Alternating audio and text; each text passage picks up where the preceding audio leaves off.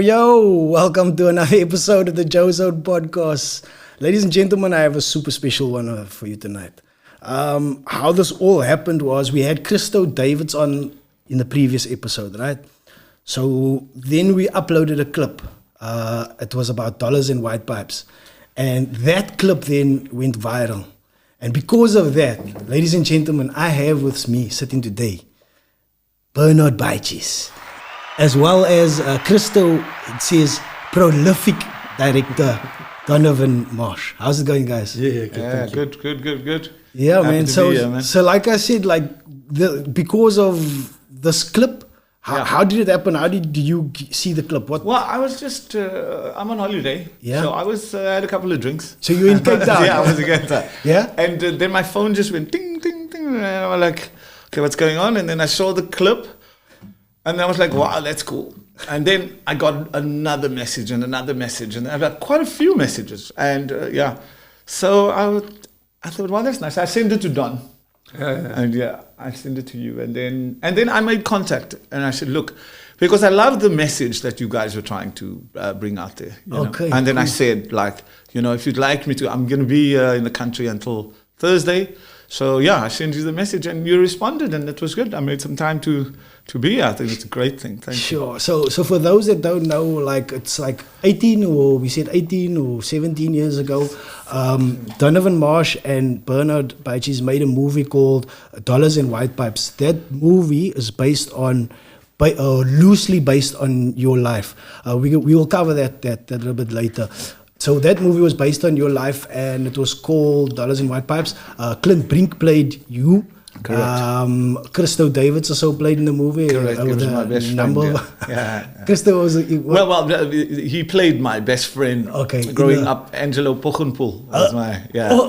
So it is a real... There's everybody's based on... real characters. Yeah. Okay, we will cover that. So how did you guys...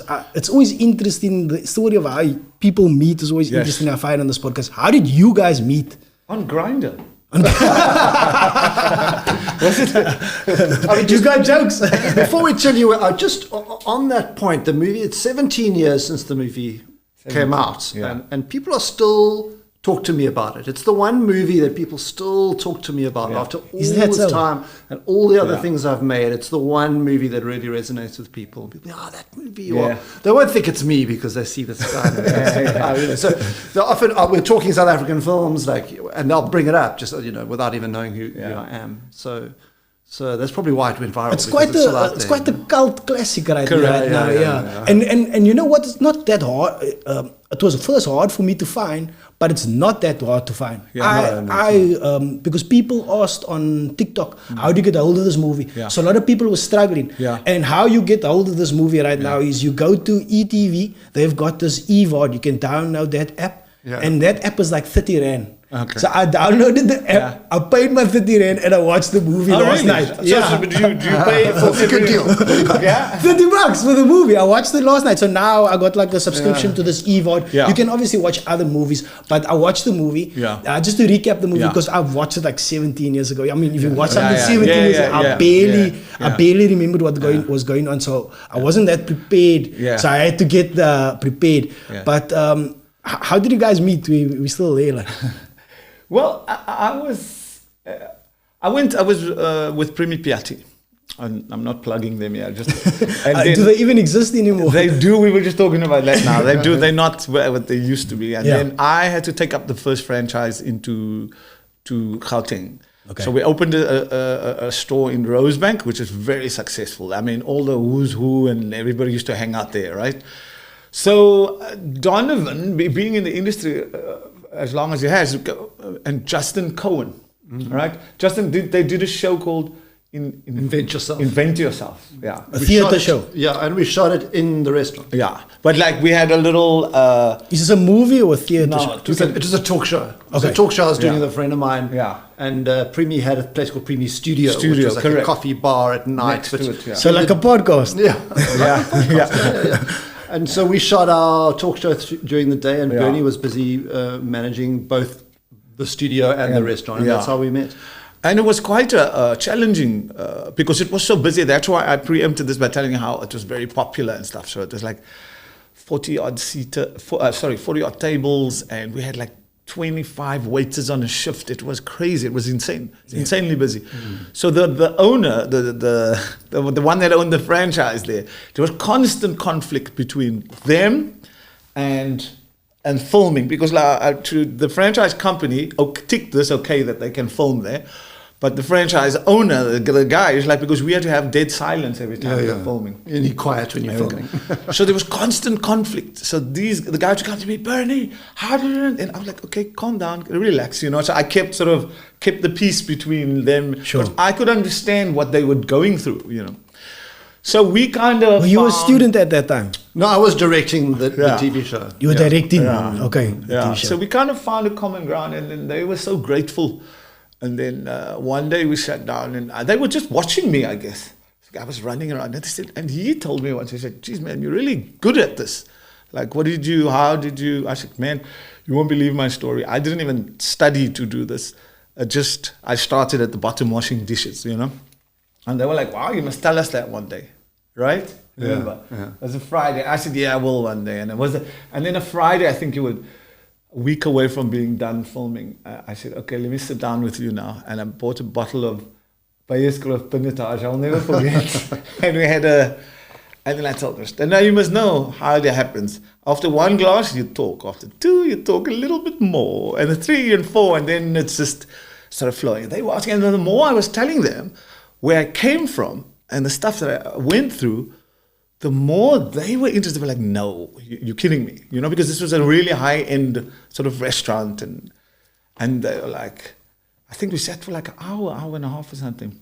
I think we sat a few times. Yes. Yeah. Yes, a few times. I think leading up to that moment. Yeah. And it was such a great story. And I said to Bernie, I'm going to make a movie of that. Yes, story. you did. Yeah. And Bernie was like, yeah, whatever. And we did. Yeah. How did the process go? So I mean, from a chat. Yes. Who wrote it? You wrote the movie, right? Yeah. So we met, I don't know, 10, 20 times. Yes, but no, it was before that, because what happened was he then had, because he was that time already the up and coming director in the country. So Anand Singh, hold on. So he had to, so once a year, Mnet had a script competition. Yeah. Okay? Mnet and the DTI and whatever. No, not the DTI, I'm lying, just Mnet. So then you hand in this, 600 scripts or whatever from all new directors and stuff. And I remember that competition. Yeah. It was like they used to advertise it like way back. Yeah. So he had this idea, it's like this story.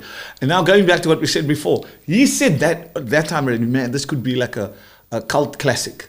And he made references to Once We Were Warriors. I remember you were saying like, like Once We Were Warriors was, Once We Were Warriors is a dope like cult classic. Yeah. So. And it showed us so like a dark side. Yes. Yeah, but it's so real as well. Yeah. And then, so for me, I'm thinking, okay, this guy wants to write this movie. He said, okay, I will take you out. When's your day off? I didn't really have a day off, but it was a Wednesday. I said, okay, I'll do a Wednesday. So I said, every Wednesday, I'll take you to any restaurant you want to go to, and you can just talk. And I'm thinking, okay, this guy wants to take me and he's going to pay, and I'm in the restaurant industry. So for me to see different restaurants all the time without having to pay, that's like, quite. Because I was always like that. I was thinking, oh, cool, he's going to take me and I can choose the restaurants. We ended up going to Espresso's in mostly, right? Because I liked it there, because we liked the food there. Yeah, and then every Wednesday, he took me for dinner, and then he had this little dictaphone or whatever, and said, okay, right. We ordered, and of course he's paying, so I order as much as I can. And he goes like, okay, boom, start, day one. And then I just started talking. And he knew obviously what could get me, some red wine could get me talking more and more. And then it was fun. And I was looking forward to every Wednesday, actually. I was looking forward to it. And he was building up all this information. And then we would go like the next week, okay, where did we stop? And I was like, okay, I was 16. And then we start from 16. And what did you do? And so what it did for me as well was going down that path. It's so interesting because now you go back there, and then more and more things came out. Yeah. Because you revisit the I revisited that. And then so I think it got easier as we went on. It got easier. It wasn't so easy in the beginning because In fact, then I went back and go, you know what? I remembered this or I remembered that. And it was a hard work for Don. I remember because I had to write and I thought, no, this guy's not going to remember anything. Or, he's not going to get it in that chronological order. Then I had to go to Dubai. Yeah, I moved to Dubai to go do a project over there. But we were done. And then he's like, okay, just give me the right to, I had to sign. I was like, okay, cool, you can just do what you have to do over here, right?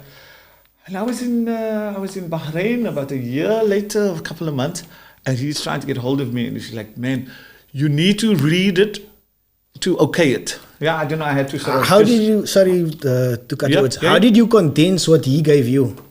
Well, that was the hard part. It was how do we take his life and create something fun and entertaining. Also working within a really tight budget in South Africa. I didn't know what we were going to have to make this film. Yeah. It's a challenge. You can't tell a true story. You have to create a story. Like, how can we take the best of what he's told me, the most entertaining stories, and how can we create something that's going to work over 90 minutes? That was the challenge. So the question then is how true is the story? Like, what parts of it is true and what part of it is not? Like, Angelo, is he real? Yes, very real. Angelo is real, okay. Well, I'll answer that first in saying this, because there's some things we can't say, all right? There's some things you can't, obviously, to incriminate, but there's some things that I was in, like the truth of the matter is, in my time in the city was a very interesting time, because when I mentioned a couple of names to him, he was like, oh, hell, oh, that they're real. And I was like, yeah, that was me. And we had the club, we had Browns, the nightclub and stuff, and there was some dodgy stuff that was going on, right? Yeah. Stuff, again, that can incriminate people, right? Yeah. So, but it's something in my past I turned away and I walked away from it. So there was two stories, really. The Hanover Park part of it, getting out of that squalor kind of, and saying, okay, right, taking that leap, and saying, okay, I'm going to change my life, I'm going to go somewhere else. But that was almost forced on me because it was my drive that took me out there. Right? Okay, so that part of the story, your early life, he condensed into like that getting out of the hood part. Correct, yes. And then going out of that, I educated myself. I said, in order for me to get there, I need to feed this. And I was feeding it. But then what I did was, I went skew again. The hero's journey. That Hanover Park styles came out in the city when I needed it, right?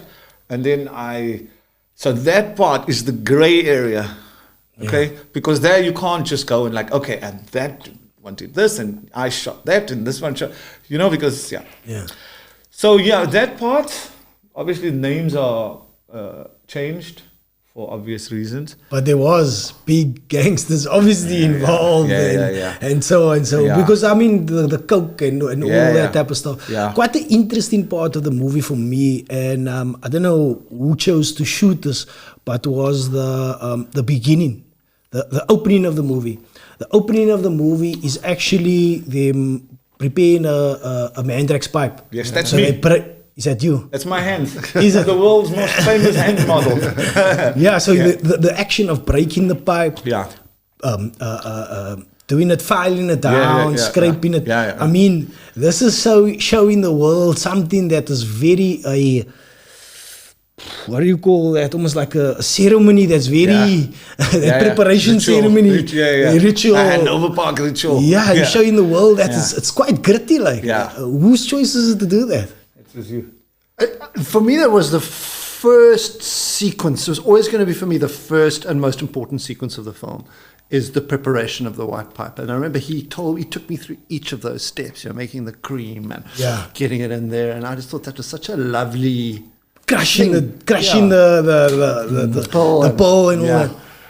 And it was just such a beautiful ritual that I'd never seen before. And in fact, my whole motivation for this was, especially in the opening, was to create something that honored the subculture of Hanover Park that no one else had really seen in the rest of the world. The crazy thing about it is, like, if you haven't experienced that, it's one thing. But if you have experienced that, which is I'm sure many colored males out there have, they've tried it, and I have, and There's a feeling of like you get those butterflies in your stomach during that preparation. Yeah. So when I watched that last night, you get that, I had that say almost like butterflies. You know, butterflies in your stomach. It's like a weird, eerie feeling because you know something is about to come, that hit is about to come. Anyway, I don't do that anymore. I don't condone doing that shit. Expand on that a little bit. Yeah. Just say that the authenticity was so important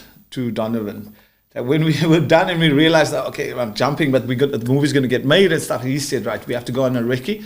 And he actually went into it, like, take me into like the proper Owens. And we used to sit. When I called all the, like, my mongrel friends and whatever, and I said, right, Owens, we'll buy the buttons, right? And then they would do it because they were going to smoke inevitably, right? Get the money somehow. You were like giving them free buttons to watch them play. And then he wanted to see it, and he sat there while the guys were doing everything in the room, and they blasted so in his face so just to get him a little bit, It's a weird, like I said, that subculture, showing that part of that subculture that, I don't know, and it probably resonates with a lot of people out there because they've either seen it, they've been part of it, they've it's there. It's not what we want. It's not we don't. But it is part we have to. And it has changed, but now the drug of choice is stuck. Yeah, I've heard that. I've heard about that. It's sad, man. He was just asking me in the car right now. I've been away for so long, so I don't know. But I do think the one of choice is took now, right? So Mandrax has gone way down. The usage, I'm sure, is a lot less. The interesting thing about your story, I don't like to think about the negative. I like to focus on the positive. As you getting out of the wood. Yeah. So that really happened. Yes. So you got out of. Yes. How did you get out of? Well, I just packed up and left because the thing is, you have to just rip the plaster off, because I knew, man. I always had a groot bek growing up, in school and everywhere. I was like, and I knew that I'm not going to say I didn't fit in there because that's my people, that's my mensa. Right? That's why I still do a lot of community work there. I had to.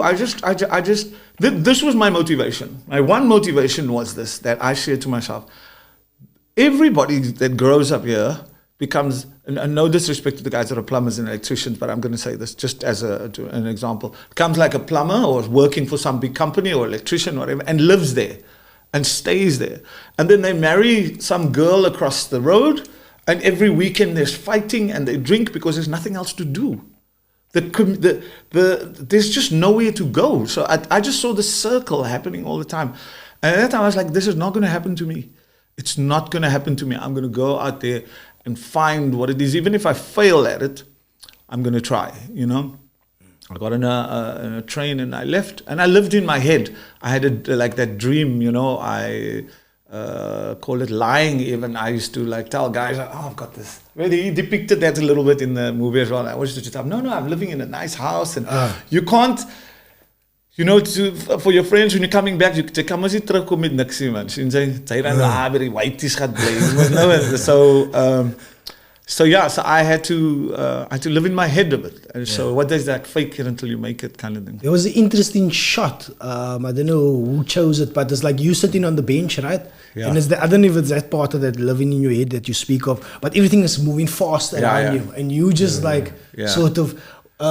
did you choose that shot? It's quite interesting. You can see here on the screen, there's a lot of sort of quite stylish shots in the film. Trying to stylize and trying to take you into Bernie's head, give you his first-hand experience. And so we chose that style so you could really sense how isolated he was. Yeah. He was in Cape Town, there's a lot going on, but he was just static while everything was moving quickly, It reminded me of something that I saw in a train spotting or something like that. Everything is moving fast around him, but they moving still. Just the way it was shot, I enjoyed that last night. It's still fresh. I think the movie's still fresh. Really, does it hold up? I always worry that it's a bit dated. To be super honest with you, the center, there's a weird part in the center, but the ending is the beginning is dope, and in the ending again, you're come man, you hit back hard because that there's there's a violence part in the ending that's I don't know. It's Quentin Tarantino. Once Upon a Time in China, China, Hollywood. There's a bit of you see. I can see good film in that film still. You know what I mean? So I can appreciate that. There was also parts of the movie. There was one part of the movie that Dallas. Yeah. Where did that come from? That's true. Yeah. But Don just found one thing and he latched onto it because I told him that story. Because the colored people back in the day, they used to like fantasize big time about exactly. And J.R. was like a bad guy. Exactly. So he hopped into that story. So I told him, like he said, but what gave you the inspiration to go? Because remember that time, no internet, no, there's no, you need to get out in your head, right? So, but that was my out. I used to watch that and just like, wow, this guy with his car, man. And it was real for me, fancy. And I saw that it can be achieved, even though it's a movie. I thought to myself, no, that can be achieved. And if I look outside the window, I'm like, no, man, that's what I want, right?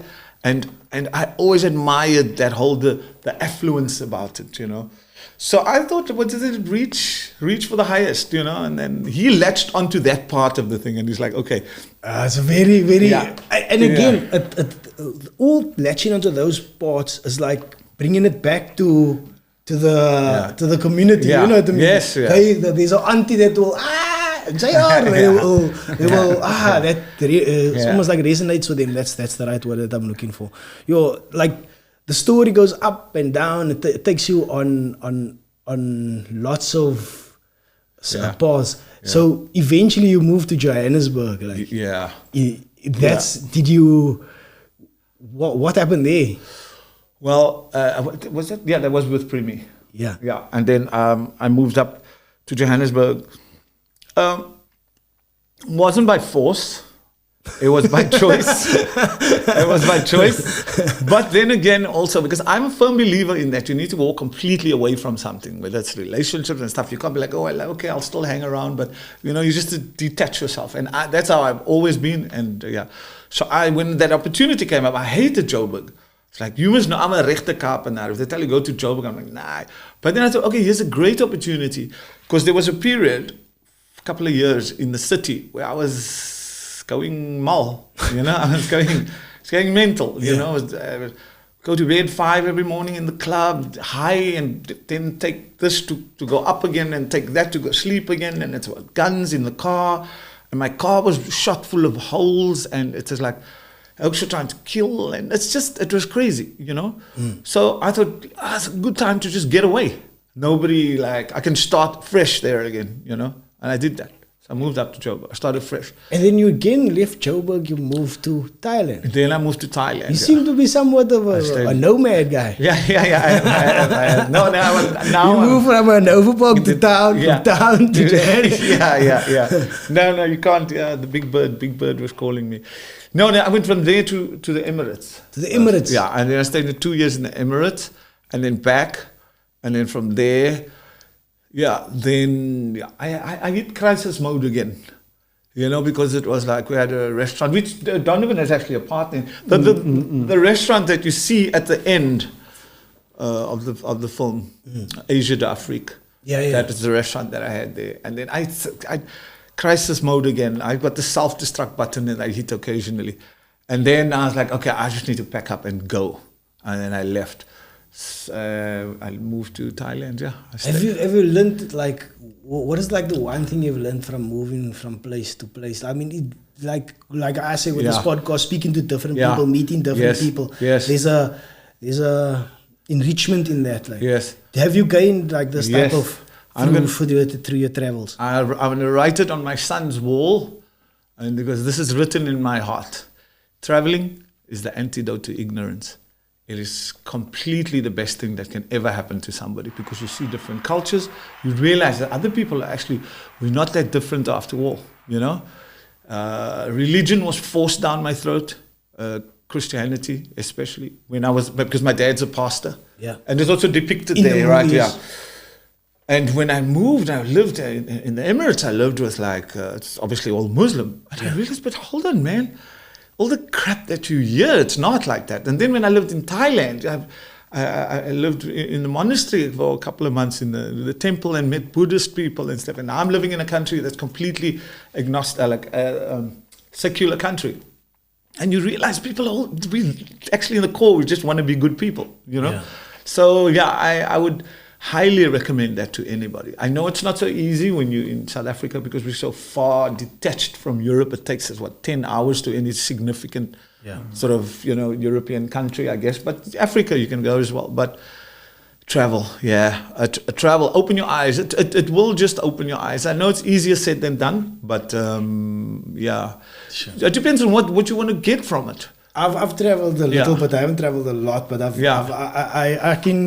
know what you're talking about. There's a knowledge. You can gain a lot from if you want other people, and especially what you speak about when it comes to religion and how people live. There's a difference between traveling to a place on holiday and living there. Correct. Because once you live there and ingrain yourself in that people's culture and how they think, you start thinking differently as well. Yeah.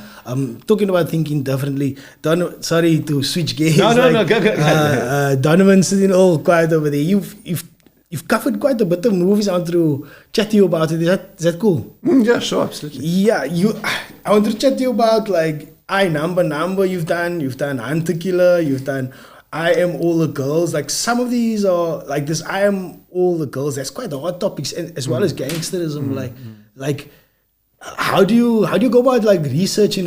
He's already said to me you're going to go check out the our owns that do it. How did you do it for other things that you've done? It's really the same method. You've got to find real people who have done and been through these experiences. So I'm All Girls is about human trafficking in Johannesburg, and it's based on real stories and real people.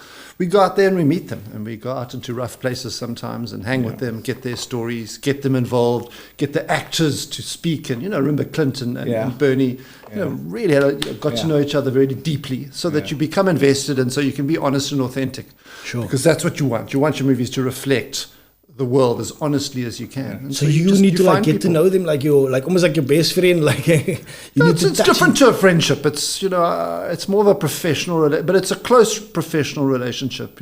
Sure. I'm here to investigate their lives. And ask them to share things with me before they know me well. Things that you probably wouldn't even tell your mother. I want to be told those things. I want to hear the real. I want to hear the dark, bad things you've done and thought. Isn't it difficult to get that type of information out to them? Do you need to like gain their trust or something like that? It is hard, but people want to talk. That's what I've discovered. People like to tell you their stories, and often you just have to shut up. Ask the right question, shut the fuck up, and show some respect. Sorry, can I swear? Yeah, you can. You can show some respect, like you're serious. Yeah. But you could see I was serious. Yes. And that I took his life seriously, but I didn't want him to fuck around. I wanted him to tell me really what he felt and what he went through and what were the hardest and darkest and most difficult times. Because that's what makes a movie. I'm not interested in I know you want to be positive, and my message is always positive at the end. Movie's always going to have a positive message, but I've got to show the underworld, the darkness, and you only do that by meeting the real people. Even if it's a submarine movie like Hunter Killer. I went on a submarine. I've been on an American nuclear submarine under the water for 3 days. I was there in the crew. They were showing me the whole ship. So like living with him, living with the crew, and they went through all the drills, that were going to be in the movie, and so I've been there and lived. For each of those films, I've tried to live a bit of what I'm talking about, so that I'm walking the talk. You're a bit like a James Cameron, like. Well, you got to. All filmmakers do it. You've got to get involved, otherwise you're going to create. Reality is always better than what you can imagine, right? Does the traumas of what you witness or see or make, does that like stay with you every time? Will that darkness stay with you like sometimes? No, I'm not that kind of personality. Yeah. But I want the darkness. I want to hear it, and it actually worries me when I can't go there.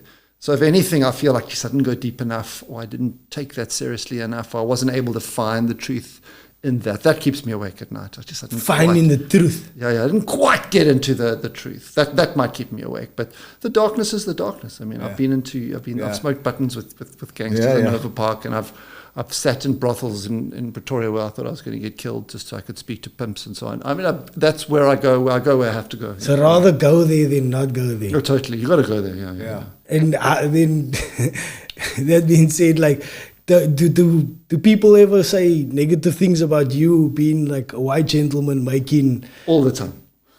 making colored movies? All the time. No, I make colored movies. I make black movies. I make movies in vernacular. And the first question I get asked, especially if I was in an overseas festival. Yeah. So a lot of these movies are played overseas. In fact, Dollars did quite well at festivals overseas. Sure. First question I get asked when they see me is what right do you have to tell? What right do you have to tell a story of a colored man or a woman or a black man that's the first question I get asked. What do you say to that? Like my answer is always the same. Say. You're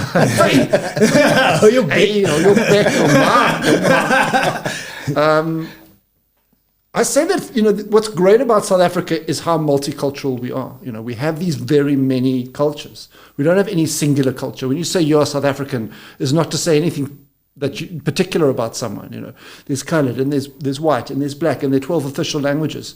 And each of those cultures has a certain sensibility, right? And what's so amazing about these kinds of movies is you're bringing my Western sensibility in with Bernie's colored sensibility, and you're maybe bringing another sensibility in here, and you actually create a confluence, a melting pot of wonderful different influences. And out of that will come a movie like this that is not Cape Colored alone, and it's not my Western sensibility, but it's a mix.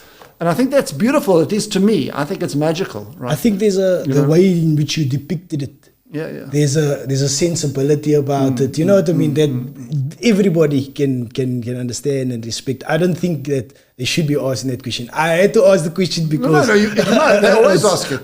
It's there out there. You know what I mean? So that's why I push for it. But yeah, I when I look at the movie, I can see it's done with like you know his life, like you've experienced it, even in the breakdown of it, like we spoke about, like the entrance of that there's something to that, understanding that and the respecting that culture. And so that and you have to have. I mean, Bernie was there every day of filming. He's there all the time to help with every little thing to make sure it's just right. Authentication. Yeah, it was. And I'm always turning to Bernie and saying, what do they do here? What did they say here? How does this work? What did they wear? Yeah. All that kind of thing. It was those little things that made it, I guess. Because those these are the details. He was very meticulous about the details. In the tiny details. Yeah. It was funny because we had to get permission. There's a poster of JR in the movie. So I had to get permission from Larry Hagman to have his picture in my movie. And he's a very cool dude, and he said it was fine. I couldn't get the rights to the music of Dallas. So correct. We couldn't afford so you got like a fake. Yeah, we made it so fake. It's about 80% similar. But any more than that, we get sued. So I couldn't get the music, but I got the rights to use Larry Hagman's image, and there's a poster of Larry Hagman. I think Nandel's got a question over there. Yeah. Speaking about music, the soundtrack. When I saw just a clip of it, I heard Prophets of the City. Viveka. Here we go. Here we go from the Age of Truth album. That is probably my favorite album. So I immediately just loved it. I just loved it. And there's some Viveka for Kaap to Reflector. How did it come about that you used POC and Viveka? I was very good friends with Jazzmo and the guys from POC. We were buddies, more so with Jazzmo, I guess, than the other guys. Oh, you worked in town, huh? Afterwards, but that time when his hair was still 1 meter high. And I think I've kind of mentioned all of that to Don in the beginning. And you also wanted to know what was the music of that era. What did you listen to at that time, So he took some of the music in there, but BVK was later on, right? But I think it just matched again. It goes back to what Don was saying. He dives head in, and he wants to know exactly the feel of everything, So he knows. I could almost call him an honorary colored at that time because and he came with the music and said, "What do you think? What do you think?" And it was all spot on. I can't even think there was one where I said, "No, I don't like this one." I know he went through all of it with me. Mm-hmm. But I like that one where he said, "No, armpies gevou met jou." That one. I think that hits it. Wow. And Daddy was his choice. Yeah. But that was from you as well. Yes, it was from me. I said, You said it was one of your favorite songs or whatever. The Rockets, yeah. And then And who's the singer? It was like a little. I used to sing it, yeah. Yes, but who's the singer of the track? Ricardo. Ricardo. Ricardo, yes. Yeah. And that's a famous song even for me growing up. That was on the radio. Yeah, That on a radio play that song. Yeah. And I was a big fan of Brass van die Kaap already. Yeah. You know, I love hip hop rap music. And so, Clearly. it was a no-brainer. That album that you love, I mean, it's such a great album. Yeah. And in fact, It's 30 years old. Wow. I can't. I don't want to say anything further about it. Yeah. There's some celebrations. yeah, so we used a lot of those tracks throughout the film. Yeah. It was fun though. It's nice when sometimes you sign over and you say you give them all the rights. But they did everything to keep me involved in the process and to make sure that I okayed everything. Even in my title, I was associate producer, and I did props and stuff with them. Can I tell you a funny story about that? Go for it. I don't know if it's gonna. Yeah. You know, there's a scene in there. It's for Christo. Christo should be here for this. Christo should be here for this. Wait. So there's a scene in there where where Christo smokes, right? And Clint is sitting next to him with me, right? And he's like, and he smokes, and so we did it just to check the gate, everything's fine. And when we had to do it the original, because I was in charge of the props, so what I did was I swapped the real button, put the real button in the thing. Yes. For the last So he really heard today. That was real. Without telling me, because I couldn't have said yes. Yes, you couldn't have said yes. Man, that last shot was stunning because you just saw him go, dude. I laughed when he said cut and we got the shot. I saw Christo. But it looked real. His eyes like going. It was real. Only me and Clint knew. Man, Christo looked up at me and Clint and we just burst out. We couldn't anymore. But after the shot, it was like, and he knew what we did and he was just like, so yeah. That was very funny. So we got some talking about Christo, we got something to play for you guys. After this, I want to chat this about Clint as well. Yeah. Away, Bernie Baatjies and Donovan Marsh. My apologies for not being able to join you guys on that podcast tonight. But please do know that my love and respect for both of you goes a long way. I'm very appreciative of the work that we did with Dollars and White Pipes and how it played a revolutionary role in the narrative of people from a certain marginalized community. Donovan Marsh, thank you very much for recommending me to do Red Zone. I appreciate it. I'm honored to be recommended to work on a film by the Donovan Marsh. Maar ouwens, julle moet mooi kap en julle moet safe kap en alles van die beste. Much love and respect. Love and light. Okay, we're going to play all three of there's another two clips here for you. All right. Oh, Clint. Clint. Oh, no. Oh, Donovan Marsh and Bernie Baatjies, massively. Yeah, how much is it? 23 years, no 20 years of the making of the Dollars and White Pipes. I just want to say shout out, friend, shout out. As you can see, I'm so gray, I have to dye my hair. Yeah, after, when you first met me, I was a young gun. Now, 25 years later, yeah, my goodness. Yeah. Yeah, no, I hope you have a lekker day there, massively. Say hello for the men, sir. Even me, I get my peoples from the hood to do my hair in the pubs. Yeah. So Bernie Baatjies, Donovan Marsh, I love you guys. We got one more clip. He hasn't changed.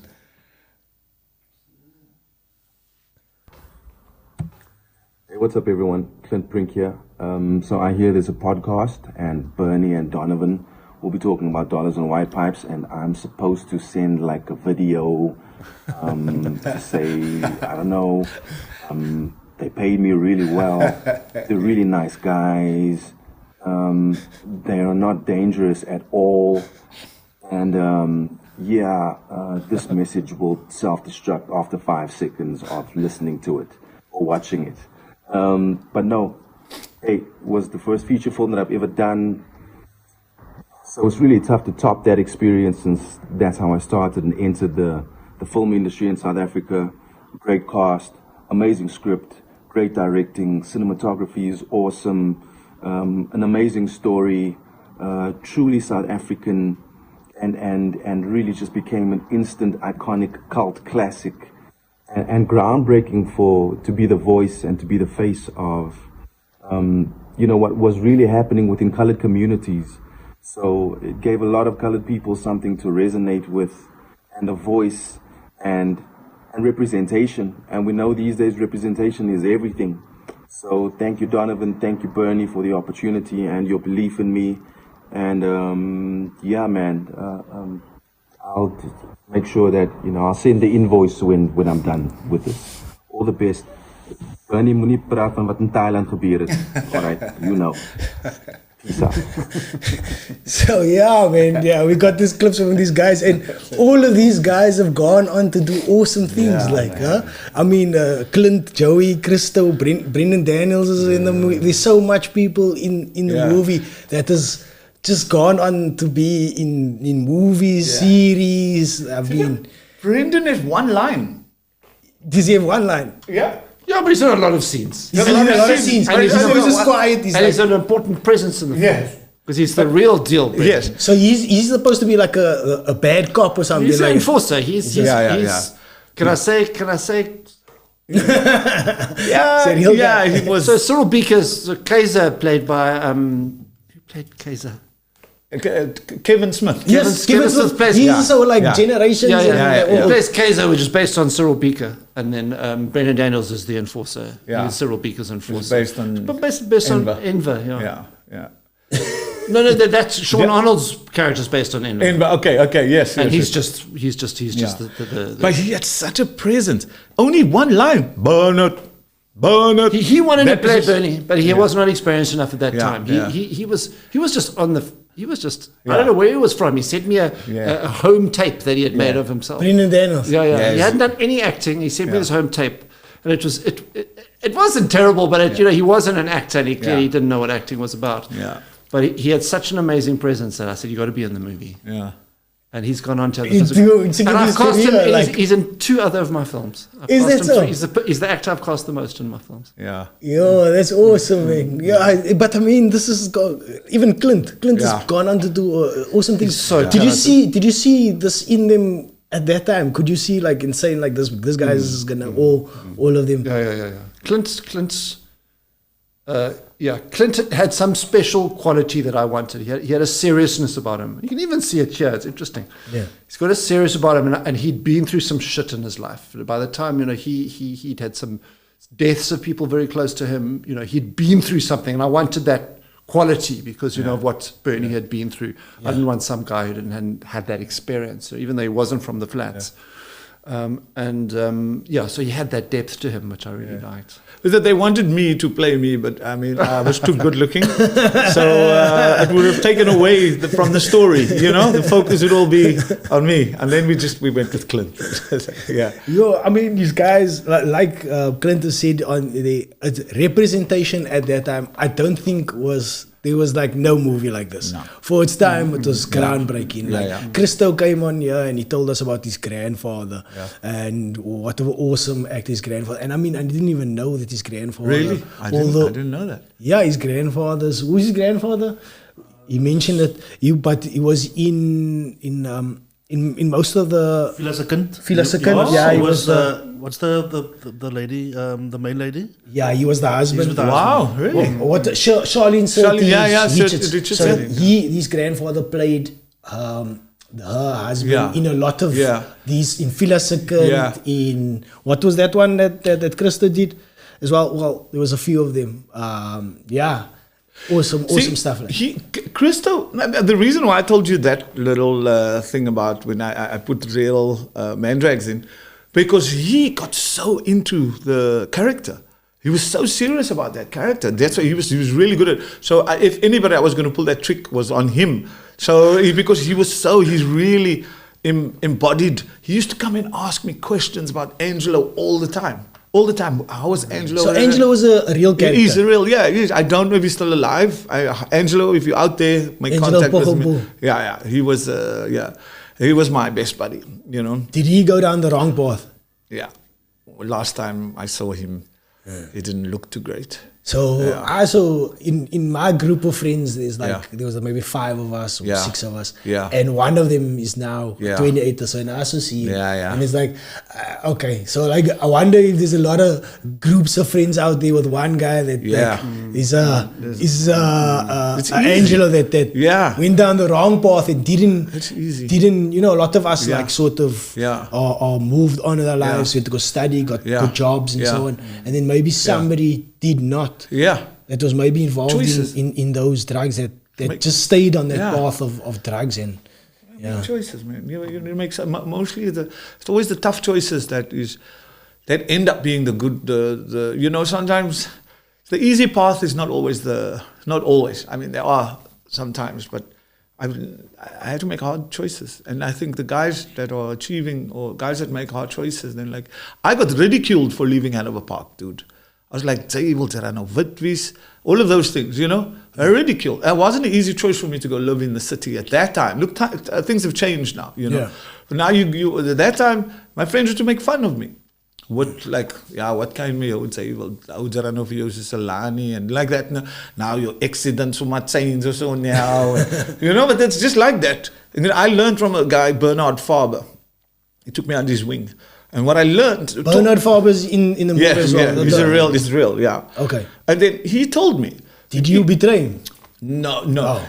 I don't know why you killed him off. He's still alive. But he had a very good reason. So that is the violence that I speak of in there's like that dark. Gratuitous. It becomes very dark and it's like, okay, at the end of, you know what I mean? That spiral. Is that the spiral? Yes, that's when I went a bit mental again. So that really is parts of that spiral that was true. Yes, of course. There's that. Look, I can tell you right now. I mean, Donovan knows the whole story. But again, there is some stuff that cannot be said, right? But what he did was, it's like making a cake. You've got all the ingredients there, but he needs to add a little bit of this and a little bit of that and a little bit of that in order for that cake to taste good, So he made I remember sitting with Don and he said, look, I got the whole story now, but I must just let you know that even if you take Nelson Mandela's life and day by day and just put it on film, it's not going to work. You need to add that little bit of entertainment value and you must let it, So he obviously asked me, basically saying, listen, I need that license to, so it's like, go for it, man. Yeah, creative license. Yes, and that's what he did. But you have to stay as close to the story as possible. And he did. He stayed as close to the story as possible. And we had to call in like some serious main man, whoever was in the like that, and ask them, listen, is it okay? Like big, I'm not going to mention any names. They're like, hey, listen. He used to I set up meetings with him with like big players, and just to ask them, look, we're going to make the movie, and I remember they were like, okay, go ahead. Yeah. So are you do you see yourself as a South African storyteller? Yeah, no, completely. South African storyteller. And look, I've thought about going overseas and being an international filmmaker, and I've made a couple.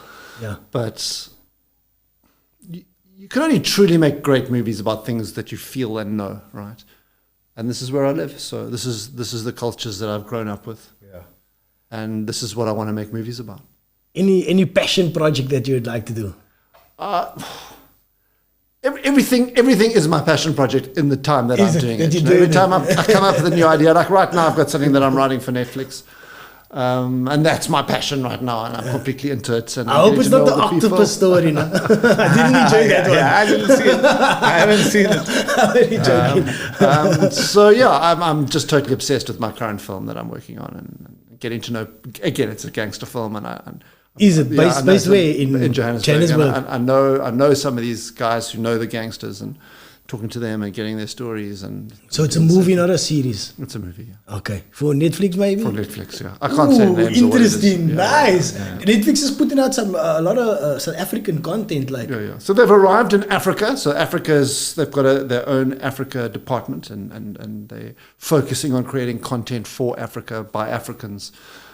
Starring Africans. They're not interested in putting American actors, dropping them into local films, which is fantastic, and we've never had that before, and it's completely changed the industry.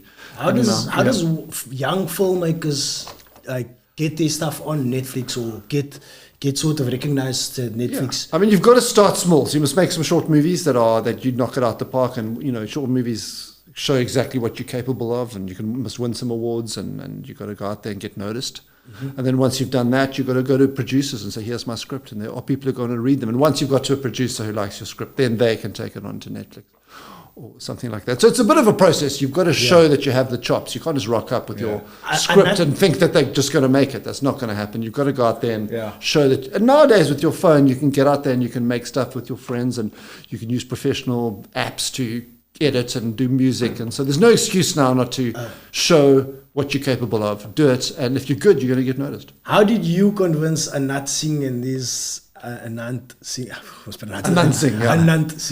How did you convince these producers to take on such hard subject, like a difficult subject matter? I mean, it's not an easy thing to convince somebody. It's never easy. I'd made a short movie for Anant Singh that had been very successful and won quite a few awards. Okay. I did a TV show with Anant Singh, and so I had a relationship with him. Okay. And then when I won the competition that Mnet was running, that came with some money. Okay. To make the film, and then I took it to Anant, and Anant was very keen. He was very keen to get involved. And Helena Spring was the other producer, and so they made the film with me. Very low budget, very low budget. Is it? So you paid the actors nothing, basically. We all got paid nothing. No one got paid. It was not a money-making thing for anybody. But I mean, the what has come from it is a lot. It launched my career, really. It got me going. Thanks to that movie, I had a career.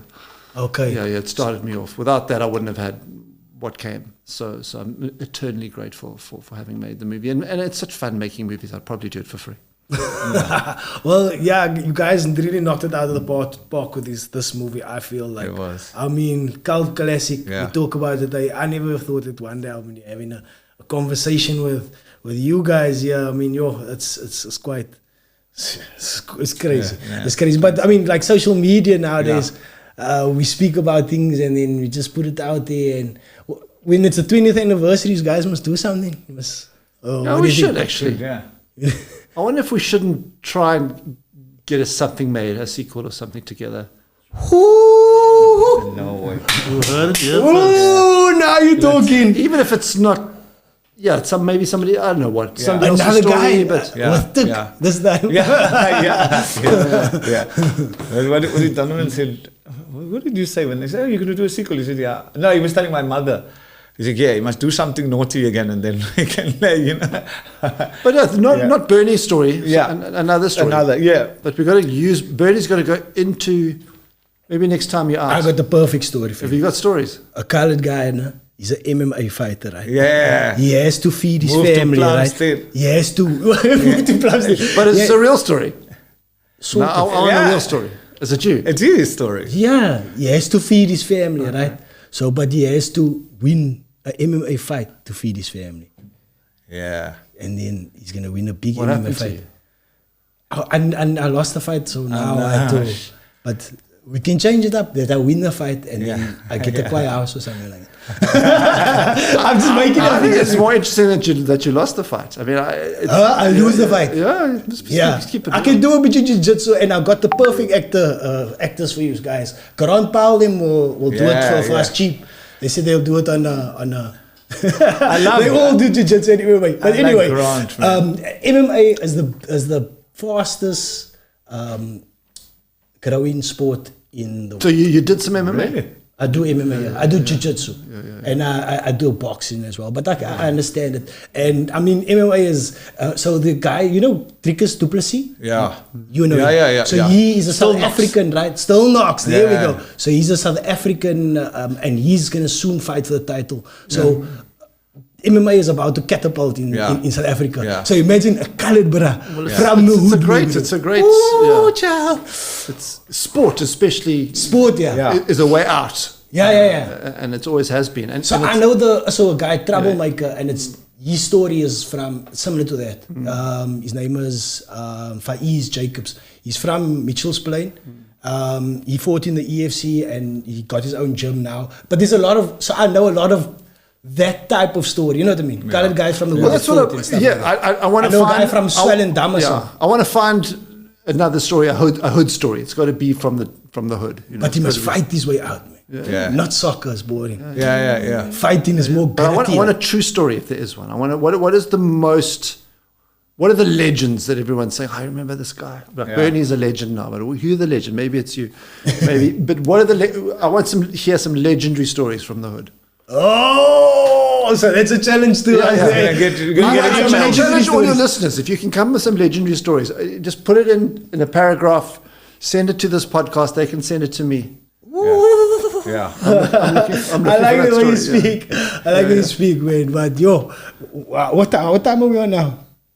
We're going for an hour. Yeah. Guys, anything else you guys want to cover? Anything else you want to cover, Bernie?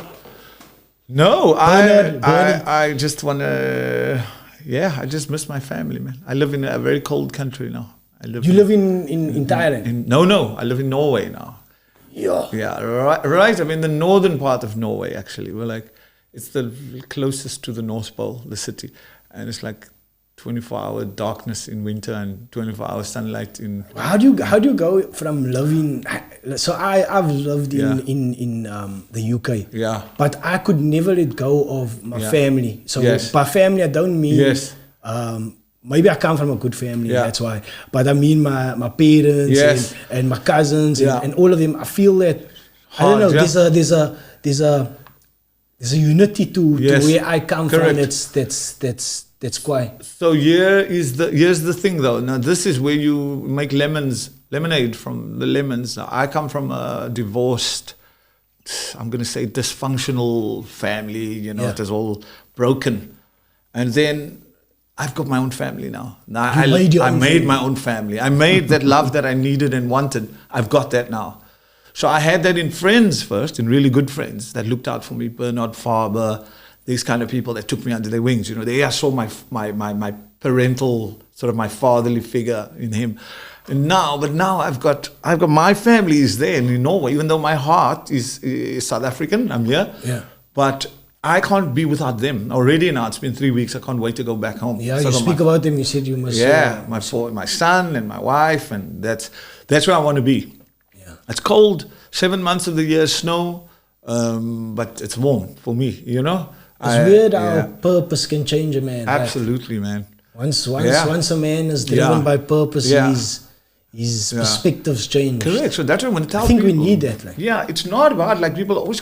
When I come back, they complain. Like, I just want to tell them, man, look, even though I come from a broken, like completely dysfunctional, you can go out there and do your own. You have to break that cycle, you know. I took those opportunities I had and I broke the cycle, and I've created my own normal now, you know. Just Oprah say your new kind of normal. Yeah. So that's my new kind of normal now. I've got my family. They hold the Baatjies name. In Norway, none of the Norwegians can say Baatjies. But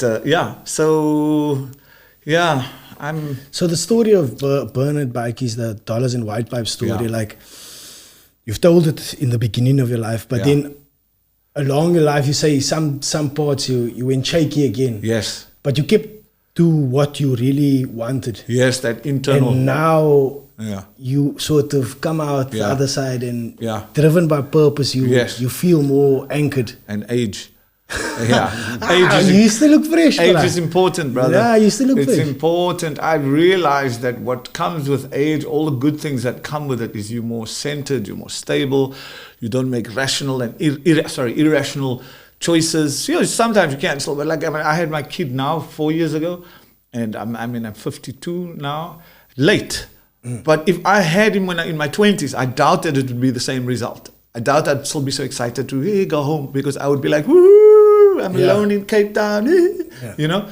So now I find myself, I'm getting very responsible. I've got two restaurants and a cocktail bar over there. And Nice. I need to look after that. I have to be responsible, you know. There's 38 staff from all around the world. I've got chefs from Italy and Poland. And that's, you have to be responsible, but it's natural now. Because I'm old, you know, because you're older. More responsible. Yeah, so that's good. Family. Sorry, I just want to point this out. Rest in peace to Sean Arnold's, aka Zane. Yeah. Was that the guy that's big shoulder? No? He was a short guy who was very scary. Yes, that is the. Yeah. He spoke like a. He's a fantastic actor. Yeah. He was. And Scary. the real deal. The real deal. Yeah. He is the real deal. Must be the real deal. I Too. loved Sean. How did he get into to the? How did he get onto the movie? No, he's a well-established actor. Oh, he was at that time At already. that time, yeah. Sean was right up there. Sean, both Okay, because he had quite a bit of lines in it. Yeah, Sean Yeah. Arnold's and Kevin Smith were, well-known, established, powerful actors. Yeah. And I was very happy to find them because they're difficult parts to play, and they need an experienced actor with a lot of presence and weight, And so they were fantastic. Sure. Awesome, man. Anything else you want to cover? I just want to thank Bernie for letting me tell his story. I mean, Bernie, you're an inspiration. You inspired me to make the film.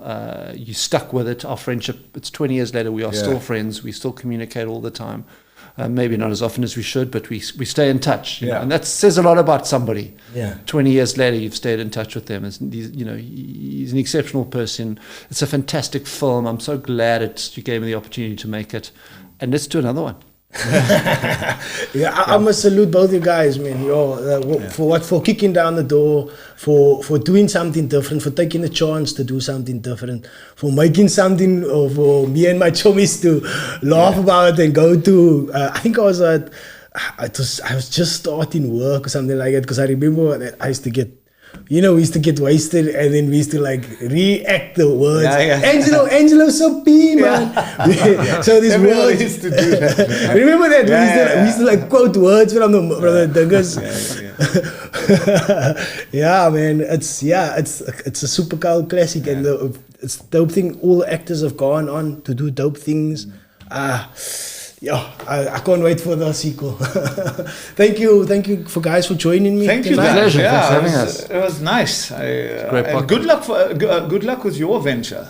Really, I am very happy. It makes my heart so happy when I come back and I see people are doing things. Yeah. This is great. This has been a crazy. I told you before. This has been a crazy. So we've been working for 5 years, but the last year, we've had on people and discussions. I just actually want to take a moment and just thank Ryan Bellman. Ryan, yes. So Ryan got involved behind the scenes. Yes. And I met him a few years ago, but he just got involved, and the energy that he brought, man, and he just the interesting conversations that he's inviting people in, and he's making sure that it happens behind the scenes, and really awesome guy. Very good. And just this is just the message for the viewers.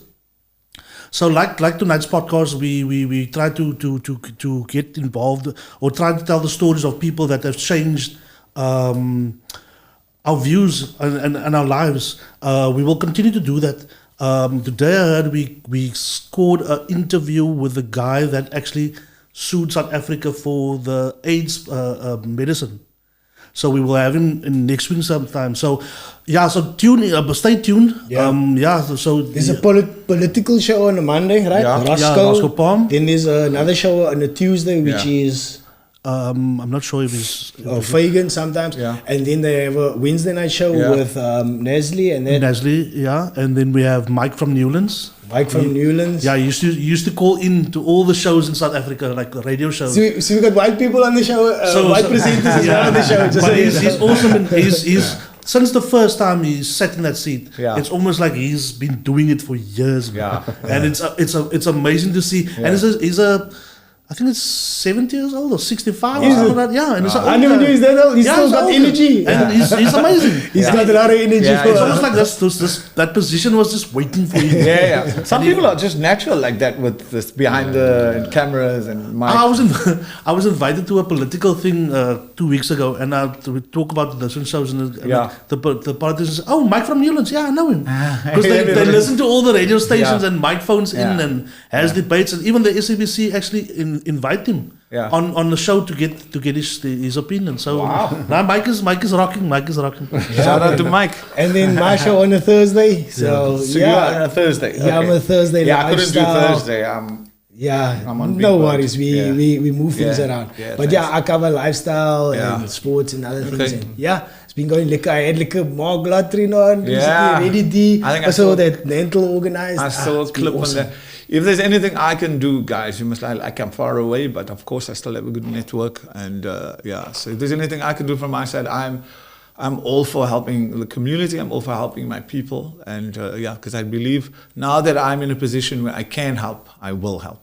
Yep. You know, That's like your story sparked something in a lot of people out there. Yeah. We hope to do the same here. We just Yeah. want to spark something. Well in. done. Hey, look at this guy. Yeah. Look at this guy. Yeah, Look well what done. he can do. Yeah, you can yeah. become a director. You Yeah. can do this. Yeah. You can be working in Norway. You can do anything you want to. You just. I once a year, if just to average it out, maybe 2 emails I still get.